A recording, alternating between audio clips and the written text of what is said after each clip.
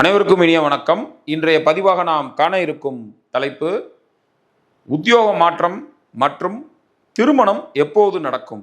இதுதான் ஒரு கிளைண்ட்டோட கேள்வி. என்கிட்ட ஜாதகம் பார்க்க வந்த ஜாதகர் அவர் என்ன கேட்குறாரு, எனக்கு திருமணம் எப்போ நடக்கும், உத்தியோக மாற்றம் எப்போ அப்படின்னு கேட்குறாரு. இப்போ ஸ்க்ரீனில் வர்ற இந்த ஜாதகத்தை பாருங்கள். 16 மே 1994 அதிகாலை 8 மணிக்கு பிறந்திருக்கிறார். திருச்சியில் பிறந்திருக்கிறார். லக்னமாக வந்திருக்கிறது மிதுன லக்னம், ராசியாக வந்திருக்கிறது கடகராசி, நட்சத்திரம் வந்து பார்த்தீங்கன்னா புனர்பூச நட்சத்திரத்தில் இந்த ஜாதகர் பிறந்திருக்கிறார். இப்போ இவருக்கு பாருங்க, லக்னத்தில் சுக்கிரன் இருக்கிறார், 2ஆம் இடத்துல சந்திர பகவான் இருக்கார், 5ஆம் இடத்துல குரு பகவான் வக்ரகதி அடைஞ்சிருக்கிறார், 6ல் ராகு, 12ல் கேது, சூரியன், புதன், 11ஆம் இடத்துல செவ்வாய் ஆட்சியாக இருக்கிறார், 9ஆம் இடத்துல சனி பகவான் ஆட்சி. இந்த லக்னம் வந்து உபய லக்னம். உபய லக்னத்துக்கு வந்து மன வாழ்க்கை அவ்வளவு சிறப்பாக இருப்பதில்லைன்னு சொல்லி என்னோட யூடியூப் தளத்தில் நான் நிறைய பதிவுகள் போட்டிருக்கேன். அந்த உபய லக்னத்துக்கு வந்து பார்த்தீங்கன்னா 7ஆம் அதிபதி பாதகாதிபதியாக வர்றதுனால அவர் மறையிறது யோகம். 6ஆம் இடம் 12ஆம் இடம் இந்த மாதிரி மறைஞ்சிருச்சுன்னா நல்லது. முற்றிலும் பங்கப்பட்டு நீச்சமாக இருக்கிறதும் அவ்வளோ நல்லது இல்லை, அந்த கிரகம் பலம் இழக்கிற மாதிரி. இப்போ இந்த மிதுன லக்னத்துக்கே குரு நீச்சமாகிறத விட மறைகிறது நல்லது. 6-12 மறைஞ்சிருக்கிறது பிரச்சனை இல்லை, நல்லா இருக்கும். குரு நல்ல நிலையில் இருப்பார். சரிங்களா? அப்போ அப்படி இருக்கும்போது நேரடியாக வலுப்பெறக்கூடாது. ஆட்சியாக இருக்கிறதெல்லாம் கொடுமையான ஒரு அமைப்பு, அதெல்லாம் அப்படி ஆகக்கூடாது. நான் ஏற்கனவே பதிவுகளில் போட்டிருக்கேன். இப்போ இவருக்கு பாருங்கள், குரு வக்ரமாக இருக்கார், பாதகாதிபதி வக்ரம் பெற்று செவ்வாய் பார்வையில் இருக்கார் பாருங்க, ஆட்சி பெற்ற செவ்வாய் பார்வையை வாங்குறார். அப்போ முற்றிலும் அவர் பங்கப்படுற மாதிரி.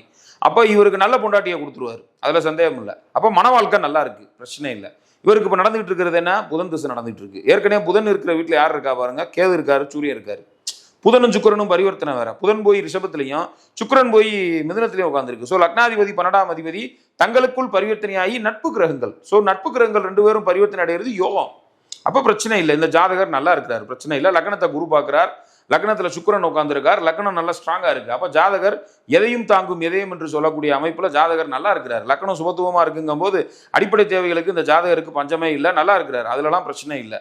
அதே நேரத்தில் புதன் திசை நடந்துட்டு இருக்கிறதுனால 2015 புதன் திசை ஏப்ரல் மாதம் ஆரம்பிச்சிருச்சு. ஸோ 17 வருஷம் புதன் திசை.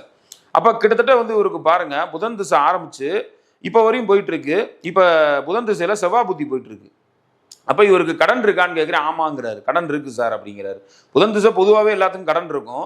பட் இவருக்கு பிறந்த கால ஜாதகத்தில் இருக்க கேதுவை கோச்சாரா குரு அந்த ரிஷபத்தில் வந்து இப்போ உட்காந்துருக்காரு. அப்போ கடன் இருக்கணும் அப்படிங்கிற கணக்கில் நான் கேட்டேன், சார் கடன் இருக்கணுமே. ஏன்னா என்னோட குரு பயிற்சி பலன்கள்லேயே பாருங்க, ரிஷப குரு பயிற்சி, அந்த ரிஷபத்துக்கு குரு மாறி இப்போ மே 1ஆம் தேதி மாறி இருக்கிறாரு. அப்போ அந்த ரிஷபத்தில் கிரகங்கள் இருந்தால் குரு அந்த இடத்துக்கு வரும்போது எப்படி இருக்கும் அப்படிங்கிற மாதிரி தான் நான் பலன் சொல்லியிருப்பேன். ஸோ அதை நீங்கள் என்னோட குரு பயிற்சி பலன்களில் நீங்கள் பார்க்கலாம். என்னோட சென்ற பதிவில் போய் பாருங்கள், குரு பயிற்சி பலன் 12 ராசிக்குமே போட்டிருக்கேன், அதில் நீங்கள் பாருங்கள். இப்போ இவருக்கு பாருங்கள், அந்த கேது மேலே போய் குரு உட்காந்துருக்கிறாரு, புதன் திசை போகுது. அப்போ இதை வச்சு தான் கன்ஃபார்ம் பண்ணி அந்த ஜாதகர் வந்து கடனில் இருக்கணும்னு. ஆமாம் சார் கடனில் இருக்கேன், ஒரு 10 லட்ச ரூபா கடனில் இருக்கேன் சார் அப்படிங்கிற உண்மையை சொல்லிட்டார். இப்போ இந்த ஜாதகருக்கு உத்தியோக மாற்றம் இருக்கா? கண்டிப்பாக இருக்குது. ஏன்னா இந்த வருஷம் அக்டோபருக்கு மேலே வந்து பார்த்தீங்கன்னா இந்த ஜாதகருக்கு ராகு புத்தி வருது. ராகு 6ஆம் இடத்துல இருக்கிறார். 6ஆம் அதிபதி ஆட்சியாகி குரு பார்வையை வாங்கி சுபத்தன்மையாக தான் இருக்கிறார்.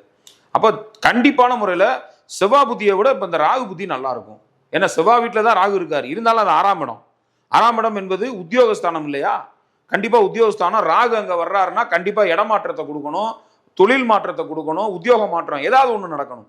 அப்போ இவருக்கு வந்து 6ஆம் இடத்துல ராகு நிற்கிறது ஸ்தான பலத்தோடு நிற்கிது. அதான் ரொம்ப முக்கியம். ஏன்னா எப்படி ஸ்தான பலத்தோடு நிற்கிதுன்னா, ஆட்சி பெற்ற செவ்வாயோட வீட்டில் இருக்கிறதுனால கண்டிப்பாக அங்கே ஸ்தான பலத்தோட தான் ராகு இருக்கிறாரு.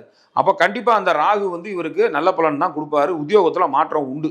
அந்த ராகு வாங்கின சாரம் வந்து 7-10 கூடைய குருவின் கால் வாங்கியிருக்கிறாரு. அதனால அவருக்கு திருமணமும் பார்த்தீங்கன்னா அடுத்த வருஷம் நடந்துடும், அதில் சந்தேகம் இல்லை. பலன் சொல்லியாச்சு நம்ம. இப்போ இதுதான் அந்த ஜாதகத்தோட விளக்கம். அடுத்து பாருங்க, இவருக்கு குரு வந்து இப்போ எங்கே இருக்கிறாரு, ரிஷபத்தில் இருக்காரு கோச்சாரப்படி. அடுத்து மிதுனத்துக்கு வந்துடுவார். எப்போ வருவார்? அடுத்த வருஷம் மே மாதம் வருவார். மே மாதம் வரப்போறாருன்னா அடுத்த மார்ச்சுக்கு மேலேயே, பிப்ரவரி மார்ச்சுக்கு மேலேயே பார்த்தீங்கன்னா இவருக்கு வந்து நல்ல பலன்கள், அந்த திருமணம் சம்பந்தப்பட்ட விஷயத்தில் ஒரு பாசிட்டிவான நல்ல பலன்கள் கிடைக்க ஆரம்பிச்சிடும், அதில் சந்தேகம் இல்லை. அதனால அடுத்த வருஷம் கண்டிப்பாக உங்களுக்கு கல்யாணம் ஆயிரும். இந்த வருஷம் அதிகபட்சம் அக்டோபருக்கு மேலே, அதிகபட்சம் போனால் நவம்பரில் உங்களுக்கு உத்தியோக மாற்றம் ஏற்பட்டுரும் அப்படின்னு சொல்லி பலன் சொல்லிட்டேன். இந்த ஜாதகம் நல்ல வெயிட்டான ஜாதகம் தான், ஆனால் கடன் பிரச்சனையில் இருக்கணும் அப்படிங்கிற மாதிரி இருக்குது. கடன் பிரச்சனையில் இருக்கிறார், ஆனால் கடன் பிரச்சனையை சமாளிக்கிற அளவுக்கு அவருக்கு தெம்பு இருக்குது. ஏன்னா லக்னாதிபதியும் லக்னமும் சுபத்துவமாக இருக்கிறதுனால ஜாதகர் சமாளிக்கிறாரு. லக்னாதிபதி ஸ்ட்ராங்காக வேறு இருக்கிறாரு. அப்போ ஜாதகர் நல்லா இருக்கிறாரு. 9ஆம் இடத்துல சனி ஆட்சியாக இருக்கிறதுனால தந்தையோட நிலை வந்து சுமாராக தான் இருக்கும். 9ஆம் இடத்த சனி ஆட்சி பெற்று அந்த இடத்த கெடுக்கிறாரு. ஆனால் குரு பார்க்கறனால பிரச்சனை இல்லை சார், கஷ்டப்பட்டு உங்கள் அப்பா மேலே வந்திருப்பாருன்னு. ஆமாம் சார், எங்கள் அப்பா கஷ்டப்பட்டு ஏதோ இருக்காரு சார், எங்கள் அப்பா அவ்வளோதான் கஷ்டப்பட்டார் சார், சின்ன வயசில் ரொம்ப கஷ்டப்பட்டு தான் மேலே வந்தாருங்கிற உண்மையை ஒத்துக்கிட்டார் அவர். சரிங்களா? 9ஆம் இடத்துல சனி நேர்வலு பெற்று ஆட்சியாகி சுபகிரக தொடர்பு இல்லாமல் இருந்துச்சுன்னா ரொம்ப சிக்கல். சுபகிரக தொடர்பு இருக்கிறதுனால அவங்க அப்பா இருக்கிறாரு, ஓரளவுக்கு இருக்கிறாரு. ஓரளவுக்கு அவர் வேலை வாக்க சம்பாதிக்கன்னு ஏதோ இருக்கிறாரு. 2ல சந்திரன் இருக்கிறதுனால குடும்பத்தை தாய் வந்து தாங்கிக்கிட்டு இருக்காங்க அப்படிங்கிற பலனையும் அந்த ஜாதகருக்கு சொன்னேன். ஆமாம் சார், எங்கள் அம்மா தான் எல்லா பொறுப்பையும் எடுத்து இன்னைக்கு எங்கள் குடும்பத்தை ஸ்ட்ராங் பண்ணி நிப்பாட்டியிருக்காங்க, எங்கள் அம்மா இல்லைன்னா எங்கள் குடும்பமே இல்லைங்கிற உண்மையை ஒத்துக்கிட்டாரு. ஸோ நம்ம இப்படித்தான் பலன் சொல்லிக்கிட்டு இருக்கோம். சரிங்களா? அப்போ இந்த ஜாதகத்துக்கு உத்தியோக மாற்றம் அப்படிங்கிற விஷயத்தை மட்டும் நம்ம இதில் எடுக்காமல் ஜாதகத்தில் ஓரளவுக்கு எல்லா பலன்களையும் விவரமாக விளக்கமாக குரு பயிற்சி ரிஷபத்தில் இப்போ மே மாதம் பயிற்சியான குரு பயிற்சியிலேருந்து அடுத்த வருஷம் மிதுன ராசிக்கு மாறப்போகிற குரு பயிற்சி வரையும், ஏன்னா அடுத்த வருஷம் மிதுன ராசிக்கு குரு மாறிடுவார். அப்போ சுக்கிரனை தொட போகிறாரு. சுக்கிரன் அங்கே ரொம்ப கம்மியான டிகிரியில் தான் இருப்பார். மிதுன ராசியில் 16 சென்ட்டில் இருப்பார் குரு. சுக்கிரன் மிதுனத்தில் குரு அந்த இடத்த பார்ப்பார். அப்போ அந்த சுக்கிரனை நோக்கி குரு கோச்சார குரு அங்கே வர வர வர வர இவருக்கு வந்து பாசிட்டிவான நல்ல பலன் கிடைக்குங்கிறத வச்சு தான் நான் அடுத்த வருஷம் பிப்ரவரிக்கு பிறகு இவருக்கு திருமணம் சம்மந்தப்பட்ட ஒரு சுபகாரியம் நடக்கும் அப்படின்னு. புதன் ஜாதகத்தில் இருக்கிற தசாநாதன் புதனையும் குரு வந்து கிராஸ் பண்ணுவார். சரிங்களா? இப்போ கேது சூரியன் கிட்ட குரு இருக்கிறார்.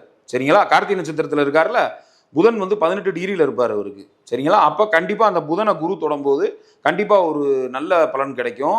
அந்த புதனை தாண்டி குரு போனால் கூட அங்கிட்டு சுக்கிரன் நெருக்கமாக இருப்பார். சுக்கிரன் வந்து கிட்டத்தட்ட நெருக்கமாக இருப்பார்.